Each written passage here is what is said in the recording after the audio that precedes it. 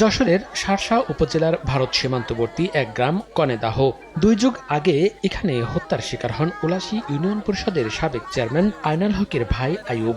এ ঘটনায় জড়িত সন্দেহে নিহতের পক্ষের লোকজন পিটিয়ে মেরে ফেলে প্রতিবেশী আব্দুল আজিজকে। আজিজ হত্যার 27 বছর পর এবার তার ছেলে মুকুল হোসেন প্রাণ হারালেন আয়নাল বাহিনীর হাতে। স্বজনদের অভিযোগ, আয়নালের পরিবারের এক মেয়ের সঙ্গে প্রেমের সম্পর্কে জড়ায় আজিজের ভাতিজা নয়ন। এ ঘটনাকে কেন্দ্র করে দুই পরিবারের পুরনো শত্রুতা আবারও জেগে ওঠে।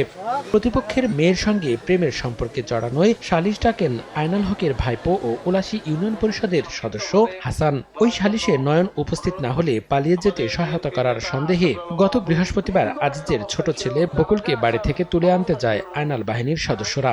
এ সময় বাধা দিলে মুকুলকে হাতুড়ি পেটা করেন হাসান ও তার সহযোগীরা। মাথায় গুরুতর আঘাত পাওয়া মুকুলকে রাজধানীর একটি হাসপাতালে নেওয়া হলে চিকিৎসাধীন অবস্থায় শুক্রবার সকালে মারা যান।